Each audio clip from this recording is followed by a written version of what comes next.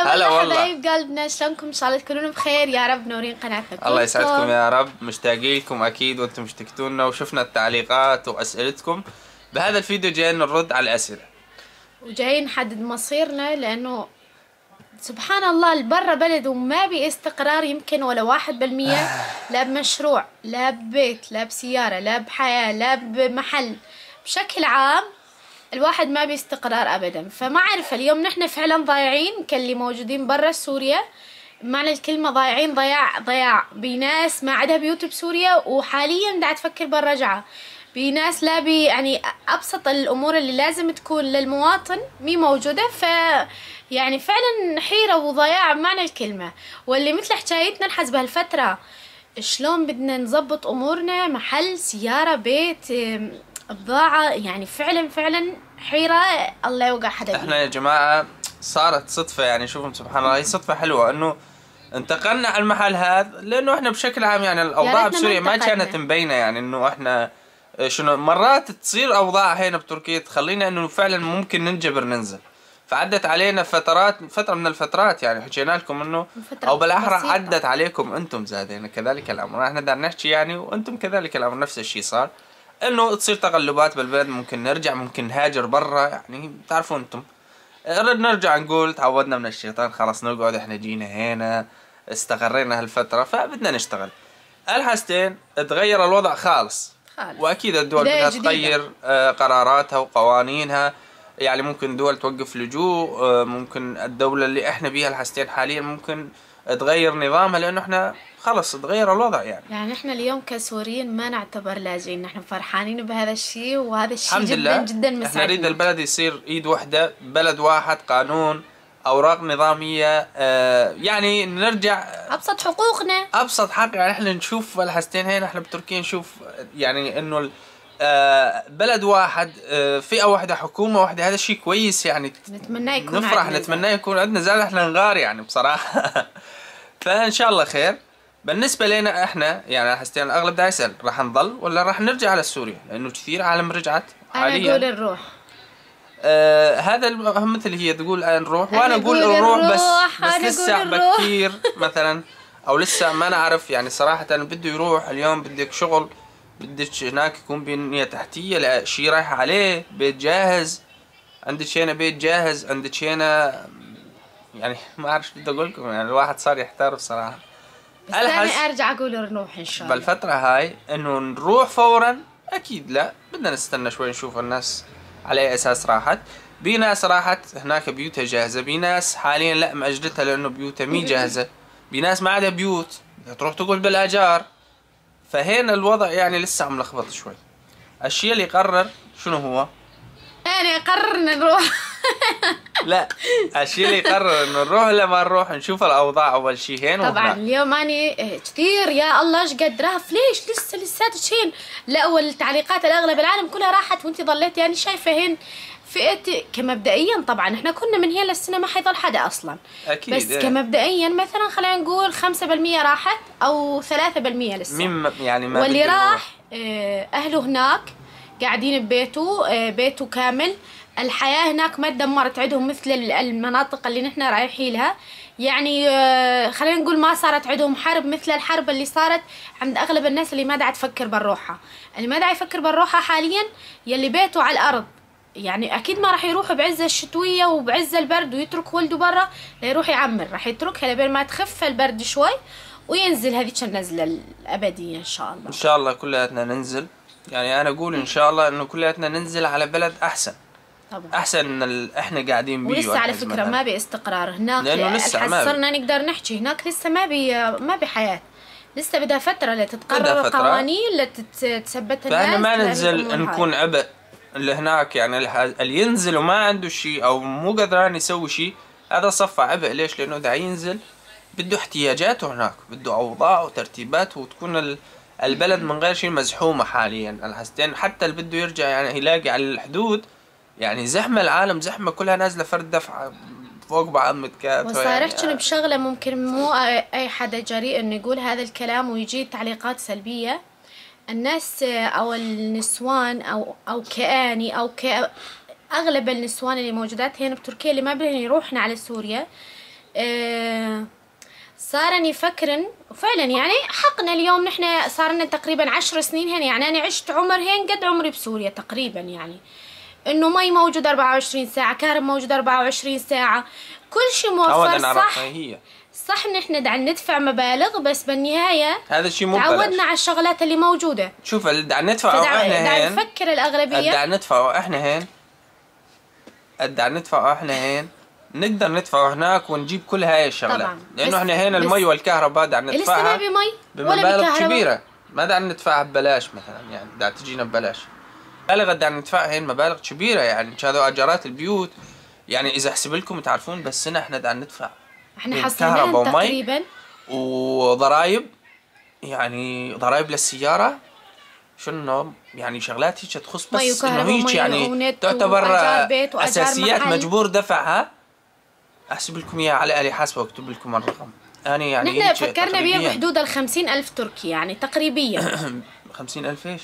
اكثر؟ بالشهر قصدك؟ بالشهر ايه بالشهر ايه؟ قال شنو بالسنة على لا بالي بالسنة بدي احسب ليش بالسنة مبلغ اكبر يعني ينحسب مبلغ خيالي. فتخيلوا احنا بس يعني مثلا فانت اذا تقولي على الكهرباء والمي هاي الشغلات من البلد مستقر ما بيو حرامية، احنا نقدر نسوي هاي الشغلات، اللي يشتغل يصرف ويجيب المبالغ اللي يدفعها يجيب بيها هاي الشغلات صح. ما بي مشكلة، بس احنا نريد البلد ما يكون بيو شيء يخوفك او يهجرك، هذا الخايفين منه احنا. فنحن النسوان قولا واحدا نحن بدنا نروح على سوريا. انا اشتقت لامي واشتقت لابوي واشتقت لعائلتنا واشتقت لبيتنا واشتقت لحياتي واشتقت لكل شيء، بس مو على هذا يعني بدها فترة من الزمن، يعني احنا خيب المختصر لا ادعي يسألنا بعد شهر اذا ما تلاقون عمر هو اللي راح ينزل بارادته الشخصيه. انا حشوف ممكن من هي لشهر، انت اذا تحكين شهر احنا ما نعلم بالغيب، سوريا كلها تحررت ب 11 يوم فاهلا انت اذا تحكين شهر مدة طويلة تعتبر، فيجوز الواحد يصير معه ظروف ثانية تقلب الدنيا خالص. طيب سؤال يعني نحن لسه ما نعلم بالغيب مثل ما قلت قبل شوي، لسه اسألك سؤال شخصي وانت يجوز ترجع تسألني اياه. اول ما ننزل على سوريا اول مكان تفكر انك مثلا تروح عليه ومشتاق انك تشوف يعني تزور هذا المكان، ايش هو؟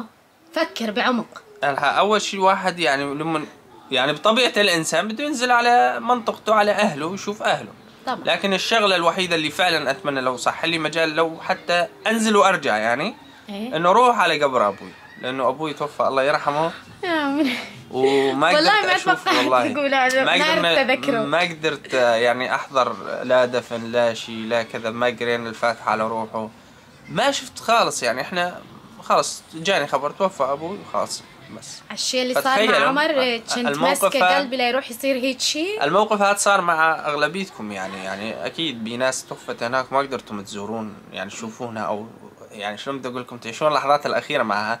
هي يجوز ممكن خير بحق اني ما عشت اللحظات الاخيره لانه كانت مرض، يعني انك تشوف شخص دا يتعذب مرضان هيك يعني زاد هاي مي شغله كويسه.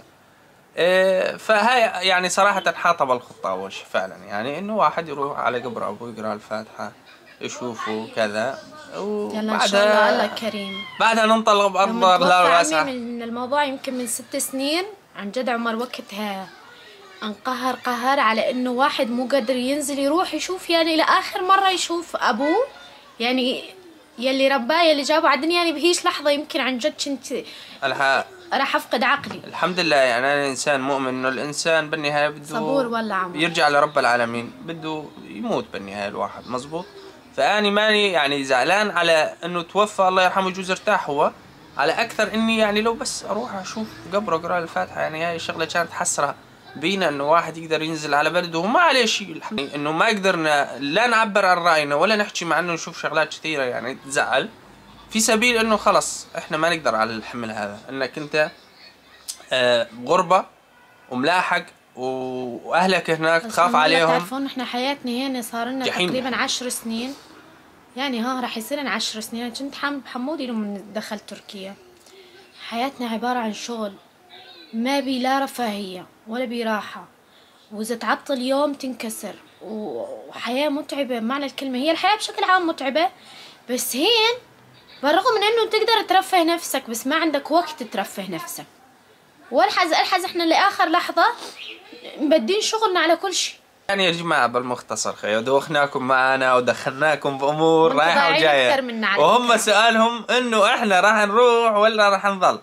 كلياتنا بالنهاية راح يجينا يوم ونروح، أو ممكن ننزل زيارات خير ولا نشوف الأوضاع الهين، ولا نشوف إحنا شغلنا شلون، لأنه الإنسان يلحق شغله. كان الواحد يسافر يطلع يشتغل ويرجع، شيء طبيعي إنه الواحد يكون متغرب ويرجع، ولكن بالنهاية بده واحد ينزل ويشوف أهله، هذا شيء أكيد يعني. هذا الشيء ما نقدر نجاوب عليه الحز انه والله ها ضبوا ماتشناتي ونازلين، لا، ولكن الفكرة يعني اكيد مثل ما دا تفكرون انتم او اغلبيتكم او كلنا دا نفكر ولسه ما وصلنا للجواب. نهيئ حالنا انه نرجع، نهيئ يعني خلاص نحسب حسابنا انه هين مثلا نحدث سيارة، لا ما عاد نقدر. انه مثلا نشتري هذا الشغلة لانه احنا مستغنيين، لا اكيد لا، يعني بدنا نحاول نبيع ما نشتري، هيك هذا المبدأ. شوفوا نحن هنا الحمد لله يعني مجالنا بمحل الألبسة كان جدا ناجح، يعني مشروع حلو وناجح، مو متعب هالتعب الشديد طبعا. فاليوم لو من أغلب السوريين حيظل شغلنا ماشي، نحن ضالين أكيد، لأنه شغلنا ماشي. يعني أنا فكرة حزروع على سوريا ولسه الأوضاع مي نظامية وما راح أعرف شو أشتغل، لا هنا أظل أشتغل أحسن لي، أعتبر حالي جاي إجازة شغل. نقدر نضل نشتغل بنفس المجال، وهين حتى لو يعني العالم راحت وكذا نقدر، بس إنه الواحد هو يرجع لمبدأ إنه يحس كل الناس راحت وهو ضال لحاله، يعني كسرة عين، كسرة قلب زاد. هو هنا ترجع. فإن شاء الله يا ربي يختارنا الخير دائما، ونعرف إن اليوم بهذا الوقت الكل محتار كسوريين، المتغربين برا ما إحنا عارفانين، خلينا نقول إيش بدنا نسوي، محتارين إيش بدنا نسوي معنى الكلمة، نروح ولا نضال. النفسية حاليا تتهيأ للرجعة، بس لسه على حز ضابين كانت ورايحين لا قاعدين هين لحتى الله يفرجها، ونشوف ايش القوانين الجديدة تنزل لنا، ونشوف سيارتنا وبضاعتنا، وعندنا بضاعة، عندنا سيارة بشكل عام، يعني بدنا نطلع على مهلنا وتكون الأوضاع هناك زاد صارت أحسن. لأنه ألحى نزلتنا أصلا غلط، نزلة العالم بالكثرة هاي أكبر غلط، لأنه أنت نازل على بيئة بدها تجهيز لسه، فالعالم تكثر. الأغلبية دا يفكر إنه إحنا بس ننزل، يعني ننزل نعمرها، إيه يعني بس لازم يكون بي شيء نقدر نعمر بيه، طرق مفتحة، تواصل، انترنت، مية، يعني كهرباء. نحز عليهم يجهزونا شوي من الطرقات، الكهرباء، المي، يعني مو دائمة، خلينا نقول وسطية. الخبز يعني هذا من أبسط الشغلات، بس جهزا كل العالم راح تنزل، وكل شخص راح ينزل، راح يعمر بيته، راح يعمر منطقته، وراح يبلش يشتغل ويفتح شغل، تتعمر سوريا. وهي ما تصير بيوم وليلة، بدها يعني وقت. الله يسعدكم حبايب قلبنا، طولنا عليكم الفيديو كثير، وانتم قولوا لنا انتم ايش ناويين تسوون، يعني كل واحد يكتب خطته القادمة شنو بالتعليقات، ونحن راح نقرا التعليقات.